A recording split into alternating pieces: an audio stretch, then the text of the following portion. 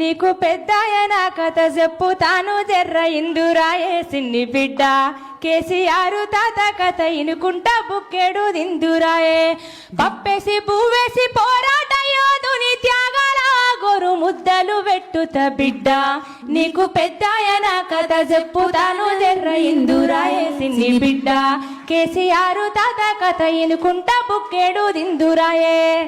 ఇయాల ఆపితే ఆగిపోయే చరిత్ర కాదు.